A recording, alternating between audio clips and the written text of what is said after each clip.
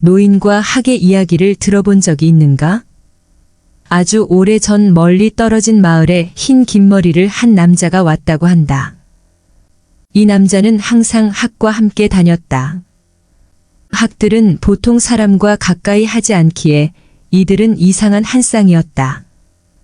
그럼에도 불구하고 노인과 학은 어디든 함께 다녔다. 마을 사람들은 그 남자가 아주 현명한 사람이라고 서로 이야기했다. 그는 훌륭한 가르침으로 지역 전체에서 유명했다. 그의 명성에도 불구하고 그는 매우 겸손했다. 그는 학과 함께 여물통 옆에 자리를 틀었다. 학은 노인 앞에 항상 함께 걸었다. 마을 사람들은 궁금하기 시작했다. 그들은 좀 더 가까이 가서 그를 관찰했지만 노인은 그들을 보지 못했다. 학만 주의를 기울이고 있었다. 마을 사람들은 그가 무방비 상태라고 생각했기에 그에게 음식과 옷을 가져다 주기 시작했다. 노인과 학은 축복으로 그들을 도와준 사람들에게 감사했다. 어느 날 밤 한 농부가 노인과 학이 쉬고 있는 곳으로 갔다. 학은 그 남자가 다가오는 것을 보고 날개를 퍼덕거려 졸고 있는 노인을 깨웠다. 노인은 방문객에게 무엇을 도와줄 수 있냐고 물었다. 농부는 노인 앞에 앉아 질문이 있다고 했다. 농부는 천국과 지옥의 문을 여는 법을 알고 싶다고 그에게 말했다. 그는 천국으로 가는 문을 열고 싶고 지옥으로 가고 싶지 않았다. 그것이 그가 지옥에 가는 것을 피하고 천국의 문을 여는 법을 알고 싶은 이유였다. 노인과 학은 주의 깊게 귀를 기울였다. 농부가 말을 마쳤을 때 노인은 말했다. 바보 같은 질문이군요. 당신이 완전히 무지한 사람이라는 것이 분명합니다. 이 말을 듣고 농부는 매우 화가 났고 노인을 때리고 싶었다. 학이 중간에 끼어들어 그를 막았다. 이때가 농부가 노인은 맹인이고 학은 그의 보호자라는 것을 본 때이다. 농부는 노인을 해치려 했다는데 수치심을 느꼈고 그의 분노는 사그라들었다. 그는 이 무방비한 노인에 대해 연민을 느끼고 용서를 구했다. 그러자 노인이 농부에게 말했다. 당신의 분노가 지옥으로 가는 문을 열었습니다. 그리고 당신의 연민은 천국으로 가는 문을 열었습니다. 농부는 놀랐다. 그는 노인이 진정한 스승이라는 것을 알게 되었다. 그는 즉시 노인에게 감사의 말을 전하고 온 마을에 무슨 일이 일어났는지를 알려주러 갔다. 그 후 노인과 학은 긴 순례를 받기 시작했다. 어떤 사람들은 답을 얻기 원했고 다른 이들은 노인과 학에 그저 가까이 하는 것에 만족했다. 그들은 평화를 전파했다. 어느 날 오후 젊은 남자가 노인과 학을 만나러 갔다. 그의 태도는 불가사의했다. 그는 가까이 다가가 다음과 같이 말했다. 스승님, 스승님에 대해 나쁜 말을 하는 사람들이 있습니다. 잠깐만, 노인이 말했다. 내가 나에게 무슨 말을 하려고 온 것이 확실하냐? 누가 나에 대해 나쁘게 말하는 것을 들었느냐? 젊은 남자는 잠시 생각하고 말했다. 아니요. 개인적으로 들은 얘기는 아니에요. 누군가가 그렇다고 했어요. 마을에서 소문이 돌고 있습니다. 노인과 학은 잠시 가만히 있었다. 노인은 생각에 잠긴 듯 했다. 학은 언제나 그렇듯 노인을 보호하고 경계하며 그의 곁을 지켰다.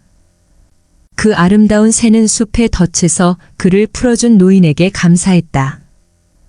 그때부터 학은 맹인인 노인의 친구이자 보호자가 되었다. 잠시 고민 끝에 스승은 마을에서 돌고 있는 소문에 대해 말해주기 위해 온 젊은 남자에게 말했다. 스승은 이렇게 물었다. 내가 나에게 말하려고 온 것은 나에게 좋은 것인가 아니면 나의 친구인 학에게 좋은 것인가? 젊은 남자는 잠시 생각하고 이렇게 말했다. 아니요. 사실 그와는 정반대입니다. 사람들이 스승님에 대해 말하는 것은 스승님과 학을 괴롭힐 수 있는 것입니다. 노인과 학은 잠시 묵묵히 있었다. 그리고 노인이 말했다. 마지막으로 한 가지 묻겠다. 사람들이 나와 학에 대해 뭐라고 하는지 내가 알아야 하는가? 아니요, 그렇지 않습니다. 곰곰이 생각한 젊은 남자가 말했다. 그렇다면 가라. 당신이 어떤 일에 대해 확실하지 않다면, 또한 말하는 것이 어떤 좋은 일도 아니라면 그것을 말할 필요가 없다. 그것은 말할 가치가 없는 것이다. 땡볕이 강하게 내리비추는 어느 날 한 여인이 가파른 산길을 타고 작은 암자에 나타났습니다. 온몸이 비오듯 땀에 젖은 그녀는 쉴 새도 없이 급하게 누군가를 찾았습니다. 아이고 여보셔요. 아무도 안 계십니까? 제발 좀 도와주셔요. 아니 이 깊은 산중에 여인이리오. 경내에 있던 큰 스님이 연유를 물었습니다. 그러자 여인이 금방이라도 울 듯 갑자기 스님에게 이렇게 말했습니다. 느닷없이 나타나 아이를 살려달라니 그게 대체 무슨 소리요? 그러자 여인이 땅이 꺼질 듯 한숨을 내쉬며 말했습니다. 스님 소인은 진주 묵실이란 마을에 살고 있습니지요. 헌데 아들이 전쟁에 끌려가 3개월이 지나도록 여태껏 아무 소식이 없었습니다요. 그런데 엊그제 아들이 속한 부대가 글쎄 몰살당했다는 소문이 들려오지 않겠습니까?가요? 스님은 안타까워하며 이렇게 말했습니다. 아직 소문일 뿐이니 잠시 더 기다려 보시지요. 사실 여인은 지푸라기라도 잡고 싶은 심정으로 마침 천하도인이 있다는 남자를 무작정 찾아오는 길이었습니다. 스님이 천하도인이 하는 소문은 익히 들었습니지요. 그러지 마시고 제발 제 아들을 위해 기도 좀 해주시지요. 그러자 스님은 여인에게서 눈길을 거두며 말했습니다. 그런 헛소문을 누가 퍼뜨린단 말이오. 그저 나는 산에 사는 산중일 뿐이라오. 그러자 여인은 차고 있던 전대를 풀어 스님에게 넋중 내밀며 말했습니다. 어제 논밭을 모두 팔아 만들어 온 20만 원입니다요. 제발 이 돈으로 아들 좀 살려주십시오. 그러자 스님은 여인과 돈을 번갈아 보더니 언성을 높이며 말했습니다. 어찌 이리 어리석단 말인가. 당신 아들이 고작 20만 원짜리란 말이오. 어찌 돈으로 사람 목숨을 살려낼 수 있겠소. 스처님 무슨 일이든 할 터이니 제발 아들 좀 살려주십시오. 스님은 바짝 엎드린 여인을 한참 굽어보더니 이래 물었습니다. 그럼 내가 시키는 대로 한번 해보겠소. 물론 있지요. 아들이 살아온다면야 무슨 짓이든 못하겠습니까?하요. 자 그럼 이 돈을 가지고 산 아래로 내려가 굶주리는 사람들에게 골고루 나눠주시오. 이후에 집으로 돌아가서 별을 사서 9번 찍고 손질하여 다시 절로 가져와야만 하오. 난 명심할 게 하나 있소. 지은 쌀은 절대로 땅바닥에 내려놓지 말고 절까지 가져와야만 하오. 네 스님 명심하겠습니다요. 며칠 후 여인은 쌀을 들고 아들 살릴 마음에 허겁지겁 산을 올라 기진맥진한 상태로 경내로 들어섰습니다. 이를 지켜보는 절집 사람들까지 숨이 막힐 지경이었습니다. 여인은 공양미가 들어있는 보따리를 신주단지 모시듯 받쳐들고 스님을 불렀습니다. 스님 쌀을 가져왔습니다요. 이 광경을 지켜보고 있던 부목이 보따리를 들어주려 했습니다. 스님이 광경을 보고 막대기로 후려갈기며 고함을 찔렀습니다. 예끼인 놈아 남의 기도를 망치려 드느냐. 여인은 스님이 시킨 대로 가져온 쌀을 탁자 위에 공손히 올려놓았습니다. 그러자 스님이 말했습니다. 이제부터 내 말 잘 들으시오. 가져온 쌀로 공양을 지어 부처님께 올리고 3,000배를 하시오. 여인이 아들을 살리겠다는 일념으로 부처님 앞에 엎드려 3,000배를 하기 시작했습니다. 그런데 얼마간의 시간이 흐르자 몸과 마음이 따로 놀기 시작했습니다. 의욕은 앞섰지만 도대체가 무릎을 꿇을 수가 없는 지경이 된 것입니다. 새벽 3시경 스님의 방 안으로 여인의 옅은 음성이 들렸습니다. 스님 2100까지는 올렸사온데 죽으면 죽었지 더는 못하겠습니다오. 그러자 스님이 단호하게 말했습니다. 그럼 아들은 살리지 못하겠네. 스님의 목소리는 새벽 공기보다 더 차갑게 느껴졌습니다. 만약 산길을 가다가 호랑이를 만났는데 호랑이 바로 뒤에 잃어버린 아들이 있소. 호랑이가 보살에게 내 다리를 하나 주겠느냐 아니면 뒤에 있는 내 아들을 주겠느냐 하면 어떻게 할 것이오? 그야 제 다리를 내놓아야 하겠지요. 알겠습니다. 스님 계속 절하겠습니다.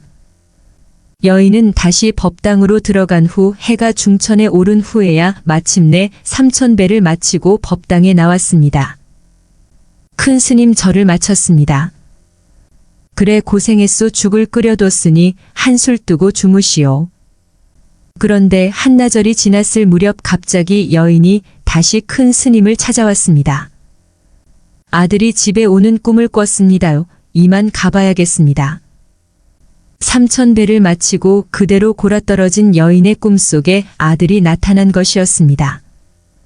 절뚝거리며 산에 내려가는 여인의 모습을 스님은 오래도록 지켜보았습니다. 그로부터 10여일이 지난 어느 날 여인이 다시 산속 암자를 찾아왔습니다. 큰 스님 계신지요? 밖이 왜 이리 소란스러운고? 스님 말씀대로 3000배를 했더니 정말로 아들이 살아 돌아왔습니다요. 여기 제 옆에 있는 아들을 보시지요. 다 큰 스님 덕분입니다요. 사실 여인이 3000배를 마치고 집으로 돌아간 뒤 며칠 후 정말로 아들이 집으로 살아 돌아온 것이었습니다. 아들이 속한 부대는 소문대로 백마고지 전투에서 몰살당하였고 아들은 시체 더미 밑에 깔려 있었습니다. 그런데 전장에서 죽어가고 있던 아들은 누군가 자신의 이름을 부르는 소리를 듣고 온 힘을 다해 몸부림을 쳤습니다. 그랬더니 시체 더미 사이로 하늘이 보이고 겨우 기운을 차려 피투성이가 된 몸을 이끌고 산을 내려온 것이었습니다. 스님 덕분에 정말 아들이 살아 돌아왔습니다. 이 은혜를 어떻게 갚아야 할지. 그러자 큰 스님이 이렇게 말했습니다. 아들을 살린 건 내가 아니라 바로 그대라오. 오늘 이야기의 핵심은 이렇습니다. 복은 스스로 짓는 것이다. 사람들은 무조건 복을 달라고만 기도합니다. 하지만 복은 받는 것이 아니라 짓는 것입니다. 사람들은 이 사실을 모른 채 마냥 어린아이처럼 조릅니다. 보고해 달라고 말입니다. 간혹 어떤 사람들은 스님이나 목사님에게 일을 대신해 달라고까지 합니다. 그래야만 기도의 효험이 크다고 믿는 것입니다. 하지만 여기서 알아야 할 점은 타력에 의한 기도는 어떤 성취도 이뤄낼 수 없다는 점입니다. 오직 자력에 의한 기도만이 스스로를 구원할 뿐입니다. 끝으로 자신의 기도가 끝나거든 반드시 타인을 위해 기도하십시오. 아마도 복을 짓는 첫걸음이 될 것입니다. 감사합니다. 부골님이었습니다.